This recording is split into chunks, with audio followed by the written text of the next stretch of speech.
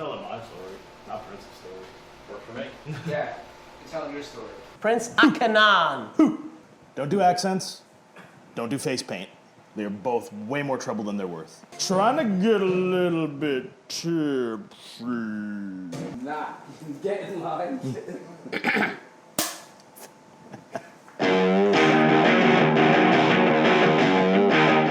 Yeah, you jerk. So now you're talking shit about two people.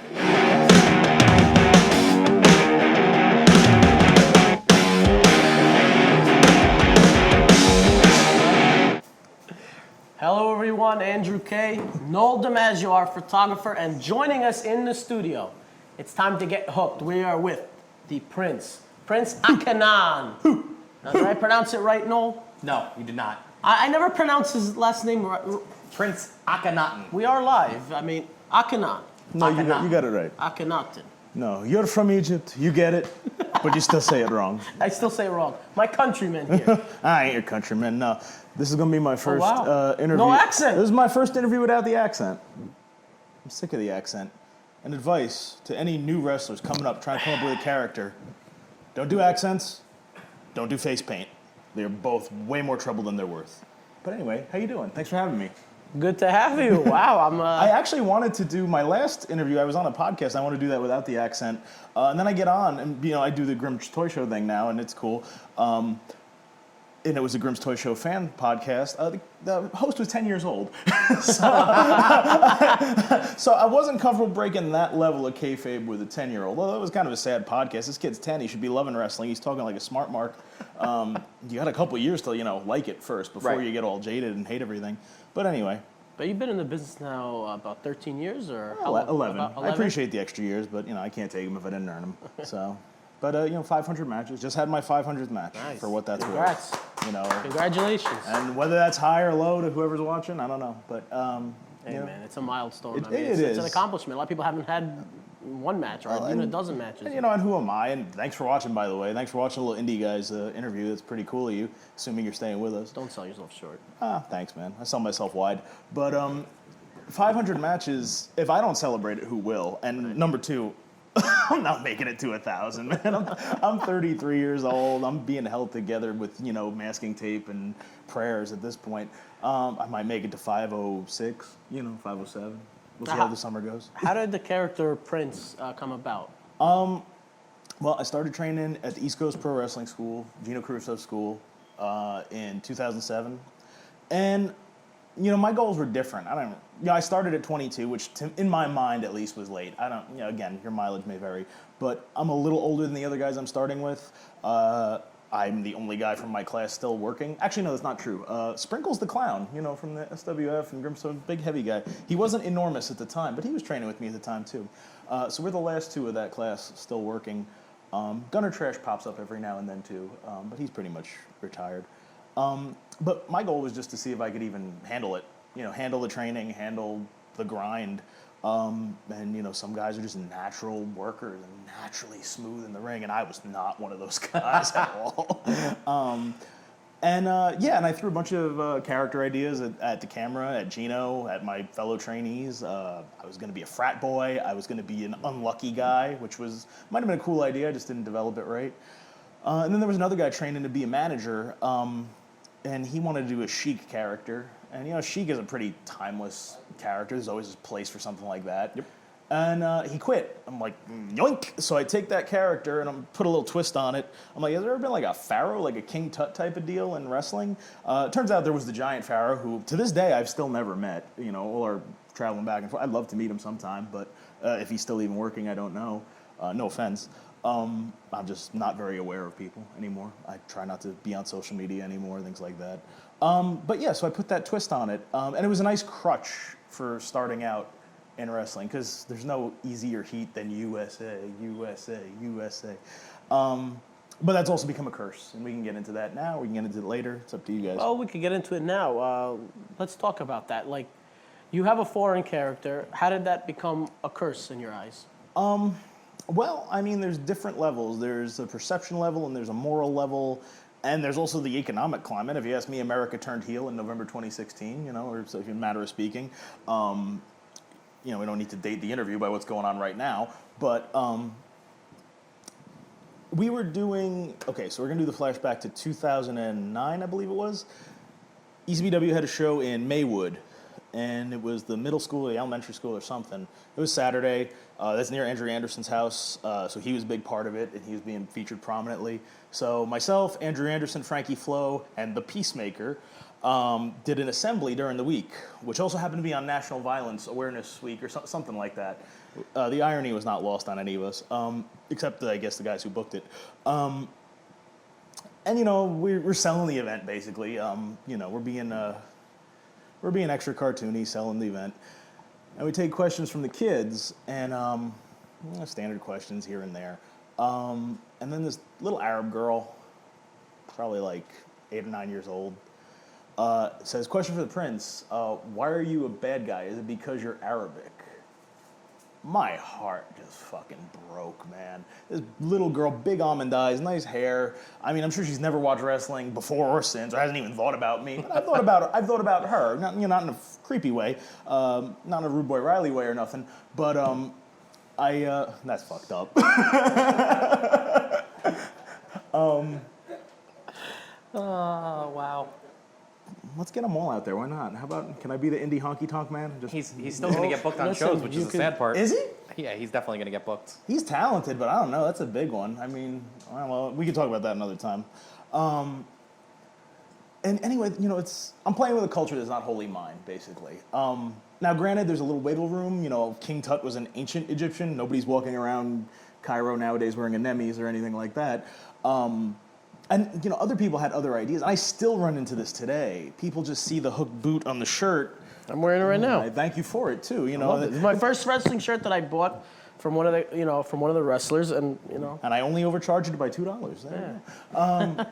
And it's a good way to. No, you actually give me a break. Don't be modest. It's a good way to, you know, negate the heat you got with me, because here I was thinking I was all special and everything. Like, Prince, come down to GoPro and talk about your career. Oh wow, thanks guys. You guys interviewed Timothy Plasma before me. There goes being special. Anyway. Well, I mean, you said have him go first. I guess you wanted to. Just so I could shit on him a little bit. Yeah, maybe. Tim, he's already had Tim it. is. He's got enough. He's had it rough enough. Tim has taken a lot of abuse, and he still keeps on kicking. He sure does. I gotta admire that, because I've quit the business a couple times. To my knowledge, Tim's never truly quit the business. Yeah, we're gonna get to that. Make sure we're. I think one time he quit the business before he was supposed to face Matthias Glass, and he retired the night before Really? for like a week. Oh, there you are. Well, anyway. So swig of water for the working man. So the little girl, back to her. Like when she asked that, what was your response? You know, I took a minute to like kind of sell, you know, what was really going on. Not even sell, because it was legit. It's like, oh fuck, I'm a piece of shit. But then, you know, I came into some corny thing like, I'm not a bad guy, you know, because every good heel, his actions are justified. I'm not a bad guy. The real bad guy are people like Andrew Anderson and Frankie Flo and blah blah blah. Something like that. It was used almost 10 years ago. I can't remember exactly what I said, but I just kept trying to sell the show. But what she said stuck with you, because of course, yeah. Since then you've changed the way you portray the character. Well, and even at that point, 2009, I'm only 2 years in the business. I'm already, like I said, it was a great crutch coming in. And it also helped because it's a go-to gimmick. So when the Patriot was on the card, who was he working? Prince Akkanatan. When they brought in Slaughter and Duggan and Tony Atlas, if not Big Ben Cromwell, Prince Akkanatan, you know, or whatever the case might be. It's a foreign gimmick, so it's easy, and we can put over Tom Brady a little bit later. But the point is, I was already getting some nuances down. I don't want to put myself over. I'm not God's gift to wrestling by a long shot. But I was enough of a heel to get myself over just by being me, not by being foreign. So, and by then I was also getting sort of into the comedy thing a little bit more and enjoying that. So I didn't really need to be cheap with the heat. At least that's what I believe. Now, the other problem is when people see the pictures, even today in 2018, they just see Sheik Jr. And that's my own fault. You know, it's not like they're stupid for making an assumption. Well, he wears hooked boots. It's a Sheik gimmick. It's an easy assumption to make, especially because people are too busy to actually watch a match or watch a promo and see that that's not what I'm going for. You know, who are your influences as a character? And when I talk to younger wrestlers at Gino school or whatever school, find an influence outside of wrestling. Find the heel from a movie or a television show or a comic book. And what does that heel do? What's his motivation? What's that antagonist do? And, some guys think about Dr. Doom, or some guys think about Hannibal Lecter. My inspiration was Elmer Fudd. I want that, like, small time, not so much a bad guy, more of a putz type of antagonist. who's just easy and funny to fuck with, and that's what I go for with Prince. And, there's also, this is a bit of a dated character. It's not as popular as it used to be, but Strong Bad from the Strong Bad emails was like this sort of smart-ass kind of heel that just finds himself into weird situations. And you fast forward, so that little girl stuck with me all the way up until, and I wrote a post about this on Facebook years ago. I'm sure it's buried under a bunch of Russian robot nonsense at this point, but there was a promoter, and I'll say it was Andrew Anderson because, I'm happy to work for Andrew Anderson. I like Drew, but he wanted chic. He wanted me to wear, he said a turban, and we don't go to foreign policy school to be wrestlers, so I'm not blaming Drew for not knowing. It's not a turban. What the Iron Sheik wore and the original Sheik wore, and I wore once or twice is a keffiyeh, and that's what he wanted. He wanted that chic look, and I didn't have any of those anymore. I barely had the Nemis. The black and gold one you see in the old promo pictures, or the current pictures that ECBW still puts on the poster. Yeah, Tim, I know you're there. Yeah, good job. Right here. I gotta take a new picture. Yeah. You did my 8x10, so you have a bunch of high-res pictures. But anyway, and those, I bought a case of those like when I first started. So by Drew's show was like 2015 or 2016, I was down to my last one. So I was hatless. It was a bold decision to be hatless, which, to him it's like, whatever, just get out there and work, For me, I actually struggled with it. I didn't want to let down the promoter. I didn't want to not do what I was asked to do because, the way I was trained is to be a good soldier and do what you're asked to do. But on the other hand, I didn't want to, especially at that point, the social climate had changed a lot. And, I'm not trying to be a social justice warrior. I mean, it is YouTube, so I'm sure there's already a bunch of racist comments beneath me right now. They're all towards Andy. Oh, well, that's cool. Yeah, I get that. I get that sometimes. Yeah. Fine as they're commenting, they're But engaging. as long as they're keep commenting and writing whatever you like, it's fine. Yeah, and that was it. And that was the end of me wearing any sort of headgear. Plus, it was just one more thing to fucking carry at that point. And one more thing to wear. One more thing to get ruined. So, I was able to kind of, and I try to put it behind me. But, and there's two ends of the spectrum. They see Sheik Jr. in the promo, and a prospective place I might be trying to work would be like, I don't want it. That's too old school. That's too 80s. That's too corny. Or it's too racist. I don't want anything like that. Or there's other ones like, yeah, I love it. You could be a terrorist. I'm like, I'm not a fucking terrorist. I've never been a fucking terrorist. And in fact, not only that kept me away from certain places for a while. I never worked for Dapper, NWS, and I had a lot of friends that worked there. And there's nothing against the people that worked there, or even Dapper himself. I never met the guy, or Gino Moore for that matter. But I know they had a stable of other chic type gimmicks. Oh, so I didn't want to. First of all, I didn't want to just be put into the stable. And not only that, I wanted to do something different. And I didn't know what. I still to this day wouldn't know what that different thing is. Maybe I'll wake up tomorrow and it'll hit me. Maybe I won't. Odds are I won't. But so right now, are you transitioning from the Prince character, or are you still? I can't picture myself as anything else. I mean, I've ratcheted down. And, the greatest thing is certain promoters have, they still advertise me for, like, flag matches with the Patriot. And I finally got around it. I don't know if you've seen that. I wish I brought it with me. I didn't bring it with me. I got a flag, but it's just my 8x10 on a giant flag. So no more Egyptian flag, no more foreign flags of any kind. I'm not a wrestler that represents Egypt or the Middle East. I'm representing the world. I'm the world's wrestler. All right. And god damn it, that was so easy last weekend. That flag's gonna go with me everywhere, except here apparently. So go figure. You mentioned before you took a hiatus from wrestling. Why is that? 2011, I just got burned out. I let my body go to shit. Not like I'm, Mr. Universe at the moment, but I really let it go to shit. I remember seeing, again, we'll put over the Patriot, why not? I had out of the 500, I'd say he's probably been in at least 80 of those matches. There's a picture of him trying to pull underneath, post me in the ring post, nut shot, underneath the bottom buckle. And my big, fat, hairy, pale stomach looks like it's really not going to make it underneath that turnbuckle. So I could lose weight and take care of myself, or I could just quit the business. That's what I did. And I was just burned out because, and it's laughable, because I would go on to work Friday, Saturday, Sunday, every single week, months and months at a time. But at that time, I was burned out because I worked Monday through Friday at a day job, and then I was tired because I had to wrestle Saturdays. Oh my God. And I want to go back and slap myself. And there were good years in there that I did miss out on. But at the same time, I think if I never took that break, I couldn't appreciate coming back, and I couldn't appreciate the second run, as it were. Yeah, and really when I missed it, I was doing some Taibo class, and I had the up and down blocks and all that. So when I did the block, it reminded me of feeding the comebacks. It was like block, punch. And you talk to people, and you also realize you make friends wrestling. When you take wrestling out of the conversation, There's a few people that, Pete Nixon is a great guy, Big Ben Cromwell, Chris Killing, whatever he's called now, another great guy, Gunner Trash. These are all good guys I talked to during my hiatus. But What the hell happened to Pete Nixon? We had the first ECPW taping that we did together is Go Pro Wrestling. He was there. He was a great guy, and then we never still a saw him great guy. again. He's a family man now. Once his daughter was born, I don't think he really wanted to. Shout out to Pete Nixon, man. Hell Wherever you yeah, are, man. man. Say what's up. He's He great, was a yeah, great man. guy, man. He's still a great He guy. welcomed. The thing that stuck out in my mind is when he was one of the guys when we first everybody was welcoming, but he was really like, oh, where do you want me in the shot? How do you want? Like, Yeah. he really is a good guy. Well, he still does editing stuff, I believe, so he has that type of background. And not only that, I'll let you know a little fun secret of Pete Nixon. Not really a secret.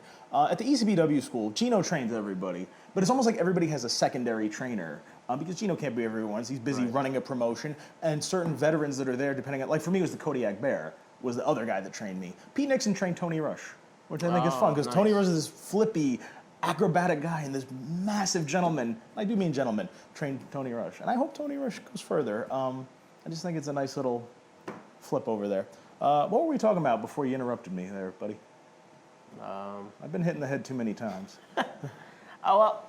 We were talking about like why you left the business Why I for a left little the while, business. and then you were mentioning that you felt that you were out of shape, and then Another thing that did it too, I was booking, they were technically they were classified as student shows, ECPW's Proving Ground, at what was the Morgan Jr. Arena in Wallington. So the building that Ace had for a couple years. Before Ace had it, we ran there monthly, but the problem was it was supposed to be a student show, we didn't have any students.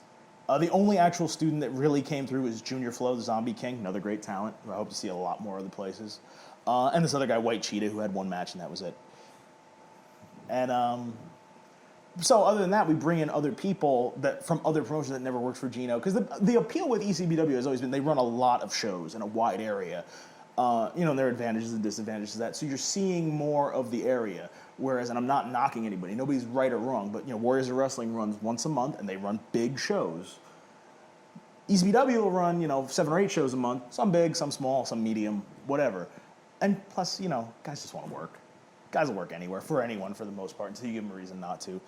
But I think back, those shows were fun because if we ran them today, think about how expensive this show would be if we had Jeff Cannonball, Bull James, Darius Carter, I think we had Will Ferrara for 1 or 2 of them, if I'm not mistaken. Steve Off, and all these other guys. These are guys that are doing a lot of things right now, and we had them early on, and I'm happy. I was happy to be a part of that. So to that end, we ended the Proving Ground thing. Ace was coming into the building, and I hadn't worked for Ace at the time. Same thing with Dapper. Like they had a Sheiky stable that I did not want to be a part of, and I was fed lies. And Mike Morgan and I would talk about this years later. That other guys, the knock on Ace, as it were, for someone like me is, oh, it's all cruiserweight, it's all flippy. No, that's not true. It wasn't true then. It's not true now. But it was enough for me to stay away at the time. what about Mike Donovan, Dan Moff, guys like that? I mean, it's not all, And then, like I said, at this point I was burned out anyways. I was too burned out to really even check on it. That whole first run, I really pretty much just worked for Gino. There were a handful of, I stepped into BTW a couple times just to do some jobs under different names or whatever. Worked for Johnny Rods once, which was kind of cool. And that's why I do the hoo. I was gonna ask about that story, Oh, okay. where that came from. There wasn't much of a story, but he doesn't book outside guys. He books his students, But Dave the Wave was my best friend in the business at the time. He's Irish Davey O'Hannon's son, who was a job guy for Vince Sr. So he knew Johnny, who was also a job guy for Vince Sr. So he books the son and tells him book whoever you want and bring your opponent. It brings me. Thank you, Dave. And Johnny Rods was Java Rook, and I'm still pretty Sheiky at this time. This is like 2009 or 10, I think. And before I go out through the curtain, he goes, "Oh, Bobby, what you gonna do? You gonna do?" You go, "Hoo." I don't know why, but it's his place, so I do that. And I forget about it for years. And then in 2015, I'm wrestling Aaron Bradley in Roselle Park, and I get blown up because I'm a fat piece of shit. And I roll out of the ring, and I take a lap, and I just go, "Hoo," trying to catch my breath. I'm like, hey, that's easy. Because, rather than think of something clever to say that they're either not going to hear or not going to understand, is easy. So, yeah. Speaking of Aaron Bradley, we had him in the studio here, and he talks about you being the elder statesman of the new gen. Now, the new gen, why haven't you been active? What Bradley's saying is that you have the talent that you could wrestle a lot of other places. Like he's wrestling in Magic and other places, but Yeah. you're kind of like in and out. Like you have your foot in the door in wrestling, then it's out. Why is that? Mark Haggerty's going to be pissed that I tell you this story because I promised him the exclusive. Sorry, Mark. Mark's a friend of our show. By the way, you got a We bell love I could Mark. ring for every name that I drop because I'm going to be there. You know, it's Okay. When I came back in the end of 2014, organically, the new gen just trained together. The new gen was myself, Bradley, Kenny Bangle, the Graysons, Ali Rex, Mike Orlando, and Sonny Kiss. a lot of talent there. A lot of they're all great So, all- talents. everybody. And individually great talents, together great talents. And, they were my best friends at the time. And we all got close. And in particular, and I'm going to be careful with my choice of words because I don't want any negative feedback, but, Sonny Kiss and I were very close. And we were very close for about 2 years. And then he decided we weren't close anymore. And I mean, it was partly my fault too. There's no winner in that situation. And after that, it hurt to not be around him anymore. And he brought me out of my shell work-wise. Because when I came back, I didn't know what the hell I was coming back for exactly. I just knew I missed wrestling. I didn't think in terms of I want to work here, I want to work there. But, and it just started because Sonny needed a ride to practice, to Gino's school, to work out. At this time, he was not that serious about the business, a little serious about the business. I'm not inside the guy's head, but he was not getting booked, definitely not getting booked as much as he's booked now. But even then, he was working once a month, once every other month, something like that. You could not deny the talent. The talent was already in place, and people knew it. And I'm riding everywhere with him, riding to training, riding to shows. And then he's like, well, I want to work out at Ace today. And I'd never been there, never met the guys. And then I followed him to Ace. I want to work at Warriors Wrestling today. I follow him to Warriors. Hey, there's a show in Pennsylvania. Want to try and get him? We drive to the show in Pennsylvania. And it got me out there. And it was tough for me, too, because the other knock on me, aside from my stupid dated character, is how do you, how long have you been wrestling, Prince? Well, I've been around 11 years. Well, how come I never heard of you? You must not be very good. That's another thing I got to fight. But, back to the main story. And then when Sonny and I parted our ways, I went into pretty bad depression last summer. Summer of 2017. And to that end, I believe it also affected my friendship with everybody in the new gen. And I don't have anything against anybody in the new gen. I still like all those guys. I understand if they're mad at me for any reason. For you to say that, and when did Bradley tell you that I'm the mentor? Just recently. That's very He flattering. talked about you like as a friend. Like nobody, I don't think he had any kind of nothing bad to say at all. And he's fantastic. And when we did the Prince and Property gimmick for UPWA, those are some of the highlights of my career. In fact, there's one picture in particular where we're just laughing in the ring. Like, we're just having that much fun. Not only is he just talented, we had an awesome chemistry as friends, as opponents, as tag partners. Like, I can't say enough good things about Aaron Bradley. He's the guy I want. If I ever really retire for real, that's what I want for my opponent. Or at least involved in some way. Maybe it'll be some 10-man tag nonsense because, I love everybody at this point. And to that end, I got really depressed last summer. One of the benefits of being depressed, I wasn't eating anything. I looked great. I even wrestled in trunks. Oh my God, I just recently saw a pic. I didn't look that great, by the way. It's not like I was a bodybuilder or something. But I was down to like 208. I'm about 240 right now, for what it's worth. Well, that's because I never told this story either. July 22nd, speaking of Bradley, this was the show where him and Kirk went in on those Grimm's Toy Show guys. It was JPCW. I was supposed to be on that show. And I missed it because I'm not going to say this was a suicide attempt, but I was so depressed that I just didn't care. And at this point, I'm mixing some recreationals, we'll just put it that way. I was taking a lot of things to help me sleep. I was doing certain things to keep me awake.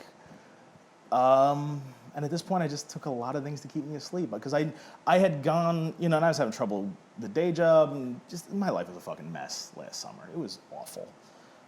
And that's not any one person. It's my fault.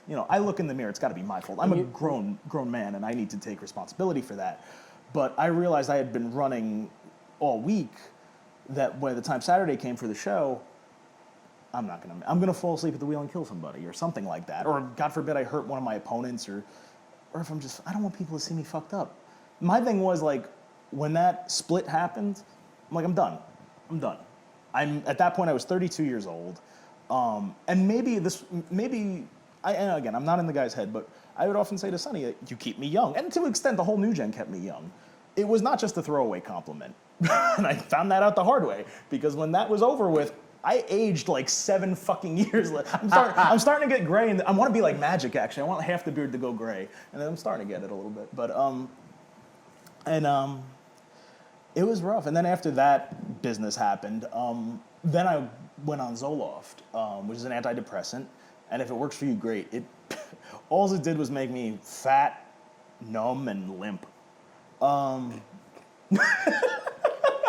know you're kidding, but a lot of people. Prince's Cobra went down. Let me ask you something, Prince. A lot of people watching, like you have a good humor about it, like looking back on it. But I mean, for somebody like that's been depressed or can connect and feel what you're feeling, how did you cope with it, and how did it get better? It didn't. Thanks for reminding me. No, I'm fucking with you. I don't know, and it's tough, and there are good days and there are bad days. There's still bad days. It's a year later, and there's still bad days. And to a point, that's also why I don't work as many places, because there might be certain people I don't want to see. So, I feel, and again, nobody told me, you better not show up to promotion XYZ, you better not train at this school. Nobody told me that. No one has ever said that to me. But in my opinion, for my own anxiety, for my own mental whatever, there's people I don't want to see, or people who I think if I see them, and I'm not talking about Sonny in this respect, but like there are people that I might have a violent reaction if I see them. Even if I see the like people in the new gen. No, other people. Not but why? This why? I don't want to. That one I don't want to say. But, okay, but we don't have the new gen. What if whatever it is with Sonny? How did it affect your friendship with the new gen?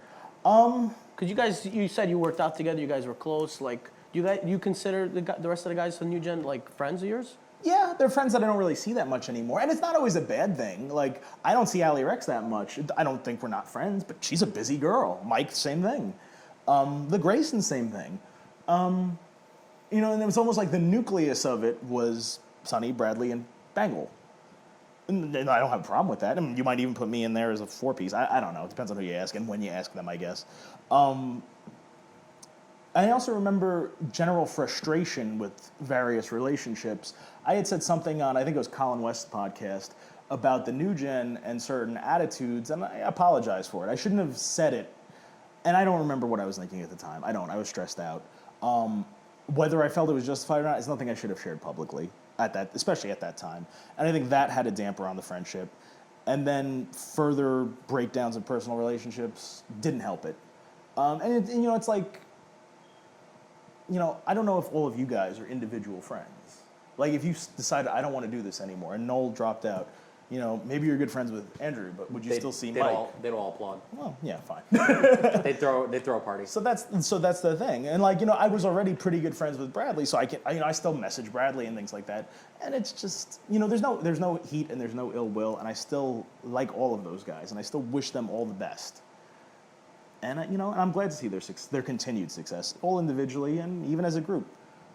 How did you feel seeing Sonny Kiss on Lucha Underground? I didn't.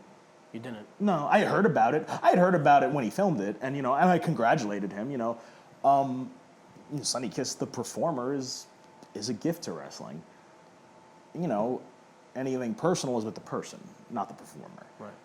I don't begrudge any of them professionally because I don't know if you heard, Andrew, but wrestling's all fake.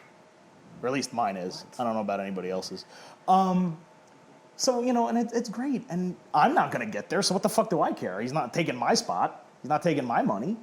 And that goes for anybody. Bangle just did the Ring of Honor camp. I hope he gets a spot there. That'd be great for him. And again, he ain't taking my spot. So I hope that they all do well. Because the last things that, I personally remember, you're having great matches with Matthias Glass. They were entertaining. The fans were engaged.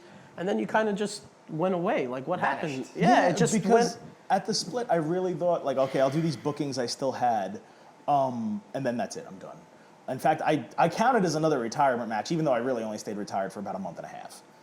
Andy Ray in up somewhere like Middletown, New York area or something like that. You know, I lose to Andy Ray. I didn't announce it as a retirement match. I didn't tell anybody really. It was his hometown, I think. It was, and Andy's a nice kid. Nice big fat kid. And I hope he does well. I told him he's got to watch Animal House and be Flounder, wear the fucking beanie and everything. Yeah. Just perfect character. Dating yourself on that? Well, whatever. At least somebody's dating me. Oh, thank you. And I gave away my boots. I gave him to Tony Rush because I believed in him. You know, that's what I was told you do as a vet who, when you're done, pass on a pair of boots. Boy, what a mistake that was. Those boots are fucking expensive. I should have gave him my I should have gave him my shitty boots. I gave him the good ones. And I shaved off the beard the next day. I woke up Sunday morning. I just shaved off this, and I had big sideburns, like old school Pete Nixon. We'll bring him up again. So, and then I just shaved off the rest. But are you done with wrestling right now? No, not even. Nah, man. No, I came back in December for Crossroads, which you guys filmed at Ace. Yeah. You know, I looked like shit. I moved like shit, but I was back, and just being around the guys, you know, and like I said, still have rough days regarding the other stuff, but there's enough of the good to keep me out there. And I'll give another shout out to Boss Life Athletics, my personal trainer. He runs his like a CrossFit type of deal. Really intense personal training. He runs that on the other side of ECPW school. So it's in the same building. So before all my shit hit the fan on a personal level, I signed up to work out with them. And I didn't quit that. So even that summer, as I'm knocking off these few bookings I got left, and I'm telling Don Brower, hey, I'm done. And I'm telling whoever else, yeah, I think I'm done. I couldn't tell Gino I was done. Because, you know, I'd be working out with Boss Life, and he'd come back and forth to his office. You know, he's got to walk at least by the gym to get to his office. And he would even ask me, like, are you done? And I'd smarten Gino up to what happened. Some would say, is that his business? Well, it's literally his business if I'm not going to be at, you know, his TV. Or at least that part of it is. And I couldn't say that, you know, I was done for real. To him, you know, I didn't have a problem telling the other guys, and I reneged on all of them. Eventually, I would tell all of them. Gino's where you got your start. Gino's where I got my start, and I have a certain loyalty to Gino. And not only that, the fact that it was in person, the fact that I was seeing Gino. Yeah. You know, I wasn't gonna run into Mike. Well, I mean, I guess I could. It's still North Jersey, but I was unlikely of me to run into Mike Morgan. You know, just on my day to day. It was unlikely of me to run into Don Brower and Jerry Heidel and all these other guys. So I was still doing this, and there were days where I would do the Boss Life workout, and I would just leave. I would walk by the ring, shake everybody's hand, say hello, maybe crack a few jokes, and I would leave. And then I met a lot of these new kids. There were a lot of new students in ECPW last year, and a lot of them are just debuting around now, and some of them are about to debut. And I saw them because Tuesdays used to be the dead day when I was coming up. It was open ring, and you kind of only went if you had somebody to go with, because it was just you and him. Excuse me. And there were a bunch of them just bumping around sort of aimlessly. Gino was busy with something that particular day. So, not that I'm a great wrestler, but you know, the way I put it is I could be a kindergarten teacher. You know, if you had a bunch of 5-year-olds, you could teach them the alphabet. If you had a bunch of 18-year-olds, you probably can't teach them AP literature or AP calculus. Maybe you could, but I can't. So I was helping these kids with their ABCs, you know, bumps and rolls and things like that. Any of the new guys stick out? Like Irish Crush, Connor Riley. Even though I don't really care for his gimmick, I think he needs a better character and a better presence. He's got the body, he's got the athleticism, and he wants it. Oh my God, he's always hitting me up for like advice, which he'll ignore anyway. But the fact is he's engaged. I admire that. And we got some other kids. I was working with Michelle Dahlia a lot. She was being used as a manager for ECPW, but she's training to wrestle too. And I really hope she gets a little further. Great promo. Fantastic. Manager of the year of ECPW. She sure was. Dolce Dahlia. Dolce Dahlia. And there's a couple other ones cooking. They haven't really debuted yet. Yeah, not yet, but you'll see them. And, you know, maybe they'll give me some credit. Probably not. I was just a kindergarten teacher. But then they move on. And I'm just happy. That kept me alive enough in this business to want to work with these kids. I didn't think of them as my student. You know, I'm not taking on that role that Kodiak Bear had for me. I don't see it that way anyway. I'm not around enough. Maybe you will. Maybe you found the future calling if it made you that happy. Maybe. Right? Maybe not. I don't know. And that's up to them. Because, you know, I've helped out a lot of new guys on their way up. Going back to, like, I helped out Sean Carr. ECBW used to have a second school in, like, Binghamton. And it didn't last very long. And a lot of those guys, God bless them, nice guys. not great wrestlers, not great workers. And the school didn't exactly have a trainer of its own up there. It's a satellite school. Gino can't get up there. I got up there once because I think I was between jobs at the time. And I just saw, we were talking about naturals before, this kid was a natural. So I was so happy. It's almost like, okay, I'll work out with Carr, everybody else just sit over there. And, you know, Axel Lennox is another good kid, the Bruiser, good kid. But yeah, so I'm happy to help these kids. You know, they're good kids, and they're at least keeping my hand in. And at the same thing, if I want to have any sort of authority when I say these things and give this advice, I have to be working at least a little bit. And I also miss people too. And even then, like, I swore I would never take any of those Carolina trips again. Not that I don't like the people of North Carolina, they're great fans down there. But damn, is that ride a motherfucker. It was about 10 hours? About that, yeah. It's around Myrtle Beach is where the shows usually are. And I get worked. I get worked by the boys, but don't we all? CPA came up to me. He's like, Prince, I want to take a ride with you. And I like CPA. I'm like, hell yeah, CPA. I want to take a ride with you too. We all like CPA. Swig of water for the working man. My cup's been empty for the last 40 minutes, but that's okay. And again, I'll be down in North Carolina July 7th because the Beach Bums came up to me and they're like, Prince, we want to take, hell yeah, I want to take a ride with Beach Bums. 2 of them already dropped out, but that's okay. We're still going to have a good time down there.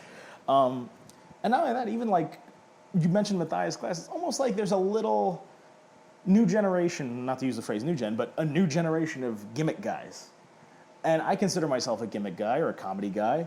And we could even mention that. I'm in a weird place as far as comedy wrestling goes because I'm too in the middle. This is my own evaluation of my career. Forgive me if you disagree. But my comedy comes based in the actual match. And I'm not discrediting anybody. They're making a lot more money than I am, and they're getting a lot more bookings, but I don't do things like the invisible hand grenade or the slow motion spots. I think the shit's funny. I just don't do it. But it's almost like I'm too unreliable because I'm out of the realm of the serious wrestler, but I'm not quite finger gun. Love Dick Justice, great guy. But I'm not there. So I'm kind of just here in, like we said, the Elmer Fudd spots. But now you have Matthias Glass, who's more over here. You have CPA, who's more over here. Team Espana, they're a little closer to Have some great chemistry with Matthias Glass, and we saw like almost like 2 or 3 TV matches you guys had. Probably. I mean, after the Patriot, he's probably number 2, and he's only been wrestling a couple of years. Yeah, and that's another thing. I just love being on the road with Matthias. I think probably I've worked Matthias in more different promotions than I have for anybody. UWA Elite, ECPW, UPWA, all these other places. You mentioned driving down to the Carolinas and the long trips. Is there any road story you could share?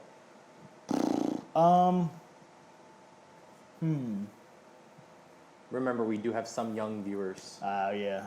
I've already been cursing like a sailor since they sat down, right? But O'Neill's on the censor button over there. Oh, okay, good.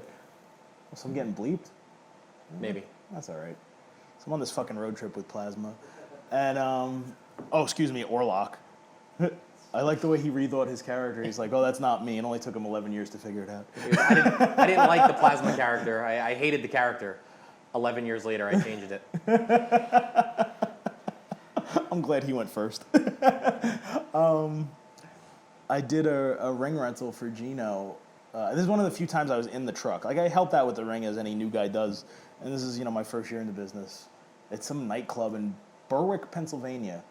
And it's an all-night thing. It's like, it's out there, or it seemed out there at the time. Maybe my tolerance for long road trips wasn't quite developed at this point. Actually wound up only being my second actual match. So we're early into 2008 at this point. And it's at the nightclub, so it's a late show, too. We don't even get started till 10. Show's over, heading home. It's like 4 in the morning, and the sun's actually starting to peek below. It's, there's nothing open. And, Tim is a great guy. I like Tim. We haven't said a word in like 65 minutes until he says, oh, no, we're out of gas. So I wake up. I don't know how that woke me up, but it did. And I go, well, we better get some. I ain't pushing this shit. I'm a prince, goddammit. I can't be seen putting up a ring. I got to live the gimmick. What a great fucking excuse that was to not do the ring. Anyway, suckers. No. Plasma's fuming right now. Oh, come on, Tim. And, yeah, and I think the station wasn't open, so we actually had to wait until it did open at 6, if I'm not mistaken. So we were going on for, that was the longest night ever. Oh, then there was another. Ooh, I gotta be careful with this one. One of the upstate New York churches. This is Cortland, New York. We'll change some names to protect the innocent. I like, as we said, last summer were bad recreationals. They're ones that went up my nose, and there were pills and things. And I don't normally do that thing, but I was always a fan of, smoking. Which is soon to be legal in Jersey. It better be. That's why I voted for that guy. One of the things I liked about those upstate New York shows, there was no shortage of that. In fact, I remember even smoking with Jimmy Snuka. That was really cool. We're passing around the bowl, passing around. I go, Snuka grabs the bowl and puts it up his nose, goes, and then he hits the ring. I'm like, that old man is amazing. He's a badass. He was badass. He was cool. I miss him. So this Cortland show, and I'm riding with a certain veteran, and I'm not going to say who out of respect. Somebody hands me the deal, and I smoke it, and whatever. We have a pretty crappy match. It was like some thrown together 10-man car crash of a match. And I ride home with this guy, and I always drive because I just tend to drive. Like, I'm a wheelman myself. I also don't make the veterans drive because I'm taught you just don't do that. What I smoked was laced with angel dust. So oh my God, every taillight was like a lightsaber just coming through. And I'm just like, I felt like Homer Simpson coming through the bushes and in the chair like this. I'm like, do you mind driving for a little bit so we get home alive? So I guess those are my two road stories. They spring to mind at least. There's plenty of them, So now something that hits me whenever you give stories or whenever you talk about your experiences and everything is that your mentality is very old school compared to a lot of the guys that trained even around the same time as you, and especially this newer generation of wrestlers that are coming in working. Where'd that come from? Who taught you that? How is it still stuck with you? Do you try to pass it on to this newer generation that you're helping out? Yes, I definitely try to pass it on. One thing I do try to pass on as well, though, is I try to create the not illusion. What's the word I'm looking for? The allegory, I guess, that we're musicians. So we all learn the scales as musicians, and that's your bumps and your rolls and your work off the left and the basic stuff. But then you go into a genre, and certain genres might not be your cup of tea as a worker or as a fan. I'm not into a lot of this strong style stuff. It's not to my taste. Doesn't mean it's not good wrestling. It's just not what I choose to watch. And it's not something that I do in particular. Same thing about comedy wrestling. There are guys that hate comedy. They're not good at it, or they don't like to watch it, or they don't understand it. Doesn't make it bad. Just there are different genres. If you're good, you can kind of flip-flop. At this stage, too, especially at my age and body and condition, of my body. Like, I'm not going to be doing too many flips or anything like that. And that doesn't make the guys that do flips wrong. I think everybody should sell. I think we should always get forth the... hate to use the word illusion, but the illusion of combat, unassisted of each other, and that's kind of the only rule. After that, you want to throw in some deathmatch stuff? Great. You want to throw in some lucha stuff? Amazing. But it's genres. Now, as far as who taught me the old school stuff, because I had an old school gimmick, I worked with old school guys. Tom Brandy in particular. I went to the Tom Brandy School of Gaga, and I loved it because, like I said before, the first run I pretty much only worked for Gino. The exceptions are where Tom Brandy brought me. And, okay, he's not a big name, but he was there. He was in WCW. Salvatore Sincere. He was a guy. He was in WWF. He was in the early days of ECW, probably when it was still Tri-State. But he was there, and he worked with all these guys. He's worked with The Rock. He worked with Taker. He worked with all these guys. And not only that, he knows how to have an engaging match. I was blessed to have him as my 9th match ever. In fact, actually, statistics, if you're a fan of statistics, he's my 9th match. He's also my 499th match. Wow. You sound not thrilled by that. No, I'm saying, wow, I'm impressed by that. Okay, and there are plenty in between. But just, I walked away. The ninth match and the 1400th and 99. Well, that's too many. Wait, 499. 499. The 9th match and the 499th match. And a bunch of others in between. How big of the gap year-wise was that? 2008 to this year. So 10 years. I've been wrestling Tom Brandy for 10 years. I've wrestled him in, I think, 6 different states now. I've only really worked in like 7 or 8 in Ontario. So I've never really only worked to... What is the number one thing you learned from him? Get a reaction. It's about the fans. It's not about you. And I mean, these weren't like, he didn't like sit me down and said, hey kid, listen. It was just more like working with him. especially that first one we walked away. It was a fair in Trumbull, Connecticut. I remember I had Melissa Coates as a manager. She's hot. Super Genie. Yeah, Super Genie now. And Mike Flight, who I don't know if he's still in the business, but he's a good guy too. So I had 2 managers, and Tom. A lot of nut shots, a lot of gaga, a lot of interesting stuff. So there I am in training, trying to put together these chaining moves and basic stuff that are moves. It's like having a conversation. Why have all these words when you don't need all these words to get your point across? He's good, I'm bad. That's all we need to get across. We're telling stories. And, and to that end, I also learned a lot from the other name guys I've been blessed with a lot of name guys, legends, Hall of Famers, whatever you want to call them. Duggan and Sergeant Slaughter and all these other guys, Kamala. They come through. Especially when they can't necessarily do a lot anymore because of their age and condition, which I'm starting to understand more than ever. You have to engage the crowd in other ways. There's not going to be a lot of bumps. There shouldn't have to be a lot of bumps. And people tend to accept that, I think, with the older guys, like a Greg Valentine match today. Why can't you do it in your regular matches without a name guy? $499 was the Patriot. $500 was Rick Recon, another great wrestler. I did the exact same match with Rick Recon that I did with the Patriot. And it got a beautiful reaction. Wonderful. I know, you just got to trust me. I'll have to put myself over. But it's just simple to put those reactions together. Who were some influences on your comedic style, your character style and everything? Someone like Colt Cabana is very big into... Not as much as you'd think. I never really watched much of his wrestling. stuff. I never watched much of his stuff when I was coming up, I should say. The Honky Tonk Man for his chicken shit heel sort of persona. Jerry Lawler, 90s Lawler. Well, all Lawler's good Lawler. But 90s WWF Lawler especially, when he was working with Brett and stuff like that. Because these were the guys who get that pie in the face from Doink the Clown, sometimes literally. And then some of the managers, the way Bobby Heenan sold, the way he would just mouth off and beg off and things like that. So there was the chicken shit heel leads itself to that comedy element. You're getting your heat with your mouth, and you got to pay for it at some point. You got to take the bump, you got to take the move, you got to take the pie in the face, or get bit in the butt by the dog, whatever it is. And that's really all it is. So as far as specifics, Honky Tonk's the reason I wear the one singlet, the one strap. Homage. It's like a tribute to him. Yeah, sure. And I got to work him once, which was pretty cool. Now, do you ever have a reaction where you don't want it to be comedic? Do you ever had a match and you're it's a detriment because of all the comedy stuff that you've done, that there was a match or a storyline you said, hey, man, we want this to be a little bit more serious? Not really, because I don't think anybody knows me at that level. And the places I do get booked regularly where the fans know, oh, Prince, he's a funny guy. And, if there is some really big... okay, good example. And we did get the reaction we were looking for.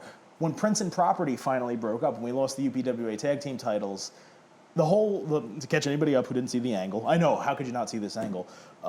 Those packed houses of 17 and 18 people. No, I'm kidding. So I bought Bradley's contract in the kayfabe sense. We teamed together, I'm bossing him around, he's my property, basically. He's winning these tag team matches for me. We win ourselves through this tag team tournament, and at the end of the tag team tournament, he's had enough, knocks me out. But we're the number one contenders for the tag belts, so we hate each other. Then we win the tag belts. We still hate each other.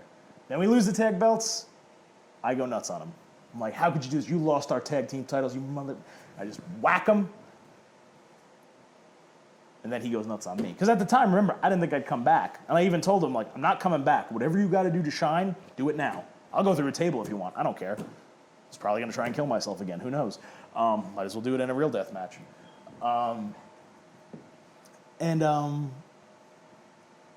We got that serious reaction. Because for all the funny promos Prince and Property did, you can work with them. You can work with an audience. When they had that silence, all that silence was like, oh shit. And God bless Aaron Bradley. He can channel his emotion into his work. He's on the verge of tears. He's even crying as I'm cutting the promo on him. I'm just shouting this promo. I didn't have a mic. I'm just shouting it at him.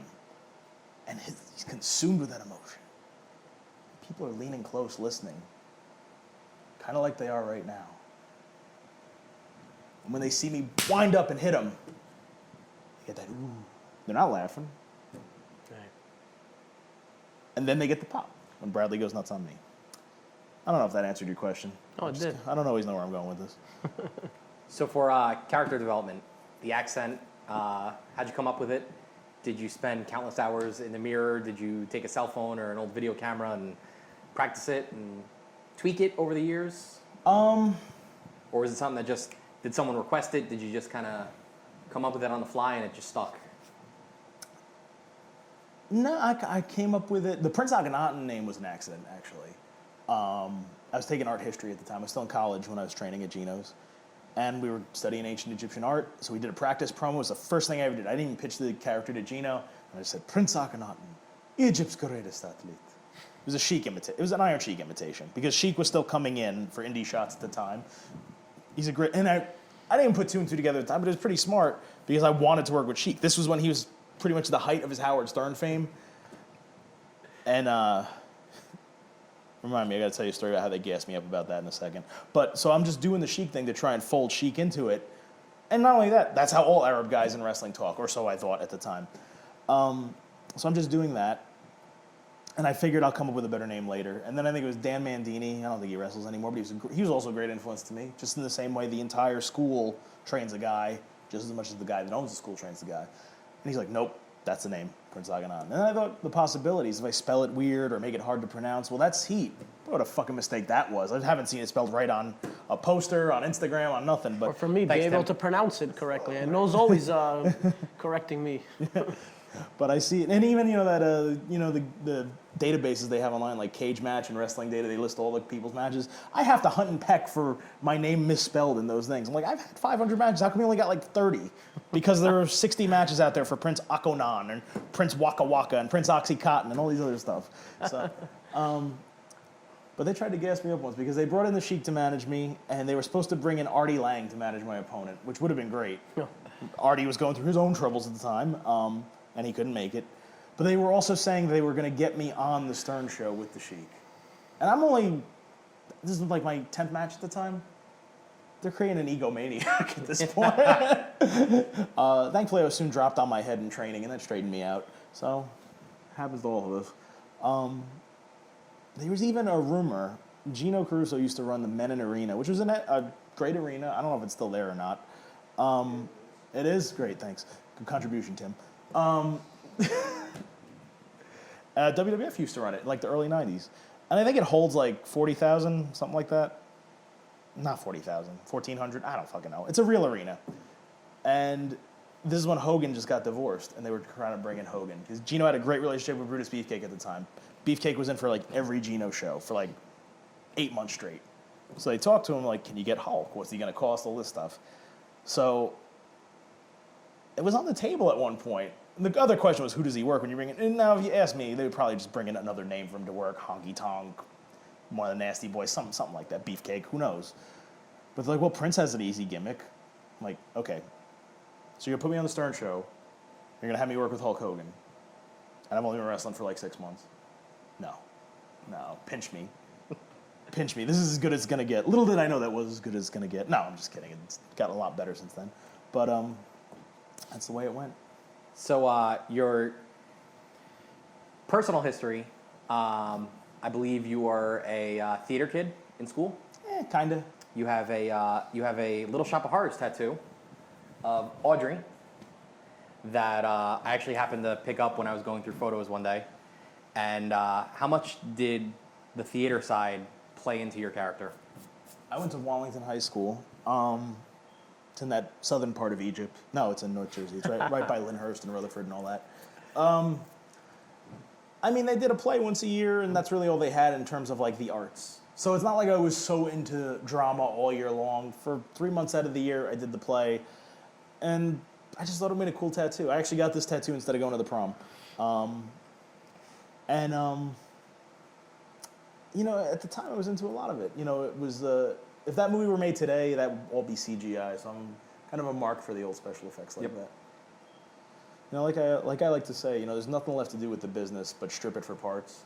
So if you can profit off of me talking about Little Shop of Horrors or Tim Plasma talking about wrestling posters, God bless all of you. Well, it's not. God bless all of you. It's not all about building profit or anything like that. It's also about you know, you behind the character, you as a human being, you as a Absolutely. person. Oh, thank you. I feel that people are tired of seeing, you know, a Honky Tonk Man interview or a Greg the Hammer Valentine interview. There's a million of them on YouTube. You can go and search them, but there's not a Tim Plasma. There's not. Do you ever think there's a reason for that? After doing the interview, there's certainly a reason for that. Thanks, Tim. But I feel like, you know, the indie guys are the future of wrestling. Whether or not they're going to progress past the indies or not, they're still the groundwork of pro wrestling. They're still the future of pro wrestling, and they have a hand in what's the future of pro wrestling. Sure. So I feel like that's kind of an interesting talking point. More people are going to be, you know, the smart marks are going to want to try to, oh man, I remember seeing that guy. Oh, the smart marks aren't going to watch this, let me tell you. You'd be surprised. I don't know, like there's a couple of smart marks that I guess appreciate what I do, but like the base level smart marks that like the strong style stuff, they hate me. Like if I ever wrestle even close to South Jersey, they like turn their backs on me. Like, you know, like they're not fans. You do Grimm's? Grimm's in South Jersey, no? Well, Grimm's is worldwide, man. I get followers from Australia and the UK now. But, you know, and like I said, it's genres. I'm not playing the type of music they like, which is fine. More kids buy shirts anyways. Even though I got the 5Xs for you fat fucks. When are we going to see you back home in ECPW? I work for ECPW all the time. I work for ECPW on Friday. Oh, I haven't seen you on TV. Well, you know. Another thing, it's weird because that's one of those things I was avoiding after the personal fallout. I don't know. Because now it's not even that. Now it's a question of I would like to come back with something substantial. I don't want to just come back on TV just to job out to Andy Ray. Not that I don't mind putting Andy Ray or anybody else over, but I've been off TV. In August, it'll be a year. Let's do something. Why have I been gone so long? Have a storyline. So when we can agree on that, yeah, you will see me back. Maybe. Commissioner Akkanatan. I would love it. I was pitching it it fell on deaf ears. Babyface Akkanatan fell on deaf ears. Commissioner Akkanatan fell on deaf ears. Karaoke Akkanatan had 2 matches. Then he told me to stop. Karaoke? Yeah. You know, Tim Plasma did karaoke in here. You want to do a little karaoke? Maybe we could have a team. No. Sure. Well, it's got to be a song I know. I don't know too many songs. Look on your deal here. In the morning feeling like Pete Aki. Grab my glass, I'm out the door. I'm gonna hit the city. Grab my little teeth with a bottle of Jack. Cause when I leave for the night, I ain't coming back. I'm talking pedicure on my toes. Trying on all our clothes. Boys blowing up our phones.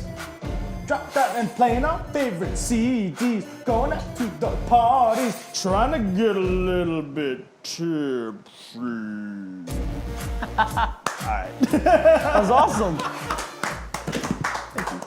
I like how you put that spit on it. You know. Oh, try. You know, I thought she was calling a drop down in that verse. I didn't know that was it.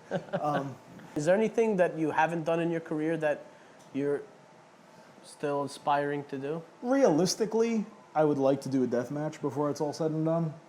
Who would you like to do it against? Jeff Cannonball, please. But, you know, Schlack? I like Schlack. I trained with Schlack when he was first coming in. Now he's crazy over. Yes, he You know, is. like I used to go down to the CCW school, work out with when Preacher was running the classes. And Schlack was just coming in. I gave Schlack like a regular, like a Prince match, basically. You know, and he was new, and he did a fine job with that. But, you know, death match is his meal ticket. Crazy guy. Reminds me of like a crazier Gunner Trash, kind of. Did you see his last, right before the tournament? That he, What are you referring to specifically? the file cabinet. Yes. Yeah. For those that don't know, Schlack went to do a sit-down power bomb on top of a filing cabinet. The filing cabinet broke in a weird way, and he got a 4-inch deep puncture wound. Doctor said it looked like a gunshot. Jesus. The following week, he then wrestled in the Tournament of Death for CZW. That's dedication. You wouldn't see Schlack, you are a beast. You are. You wouldn't see my fat ass doing that. God bless you, Schlack. And Maria, good luck dealing with that. I'd love to have a match in Japan, but I think that ship's kind of sailed as well. The nature of the business. The nature of the business here, the nature of the business there. If it's an age thing, you're only 33 years old. Yeah, I think more I'm concerned with is there's enough guys, and I'm not knocking anybody that does this. I'm not going to pay my own way over there. But on the flip side of that coin, I don't think I'm over enough or enough of a draw where they could turn away these guys that do pay their way over there in favor of flying my ass over there. And that doesn't make anybody a bad guy. It makes them a business guy. So I get it. But never say never. You never know. Where do you see the Prince in the following 3 to 5 years? Same place he's been for the last 3 to 5 years. Puttering around the bottom of the card where he belongs. I'm not meant to be a main event guy, and I don't have any qualms about that. I like being where I'm at. I like being that comedy lower card heel. Be in the school a lot, hopefully training some new guys. But I'm also very careful because remember I gave a very optimistic interview last year, and then I'm going to the hospital to get my stomach pumped. So maybe I should go the opposite way and say, oh, Prince will be in the ground, But I don't know. Who's your support system right now? Like, what got you through that? Oh, I don't want to say it was me because I didn't get myself through it either. Time really. I mean, and there's some great people. Everett Cross, Ness, great dude. One of my best friends in the business. He was always there for me. Jeff Cannonball was very helpful. He's willing to listen. That's the other hard thing too. I don't want to leave anybody out who was willing to listen to me, especially in those dark times, because I was fucked up for a lot of those dark times. I may have not I was never fucked up during a match. So anybody that wrestled me that last summer, you were safe. I wouldn't do that to anybody. But I was fucked up enough before and after the matches, or during the week, where my memory is a little bit spotty. So there were a lot of people that were willing to listen. And there were a lot of people that were very helpful. And I'm grateful for anybody that was. And today, I'm not into fake positivity, and not that anybody else's positivity is fake. I'm not calling that into question. But kind of what I tell myself, and this isn't something you're gonna hang on your wall, but You got a spot right up on top. yeah, maybe.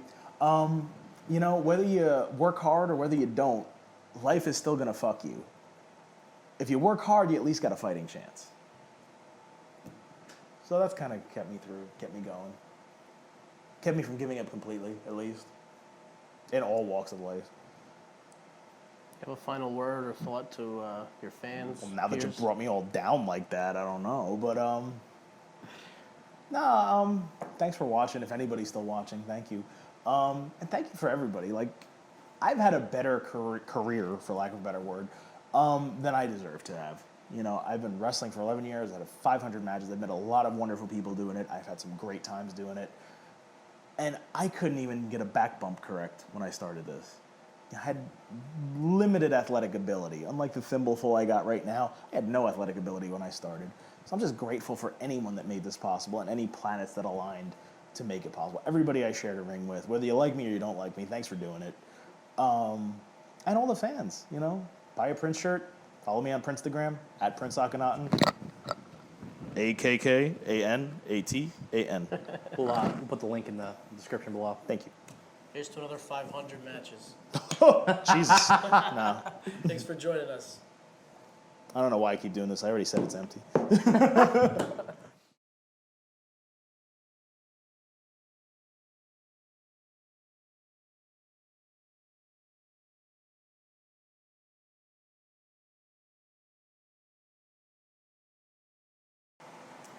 So today we joked a lot about different issues and everything, but something that we definitely don't want to make light of is suicide and definitely suicide prevention. So we want to know that if you're struggling, if you need help, there's people out there that are willing to help you. There's the National Suicide Prevention Lifeline. We're going to put the link in the description below. And if anyone else wants to share anything. I mean, I felt my life was bad enough to get to that point. Like I said, it wasn't an active attempt, but you lose that caring. There's always help, reach out to the Lifeline. Try to have a support network. I mean, you may think that your friends don't care, but I believe that your friends care. And even if your friends don't care, there are volunteers that will care. Someone will care. Don't let go. It's temporary. Things will get better. It sounds cliche. I know when I was sitting there, it was hard to hear, but they will get better. Just give yourself another week, and then give yourself another week after that. And then give yourself another week after that. Trust me, it'll work. Keep giving weeks. Yep. I feel better and come out and see the Prince wrestle.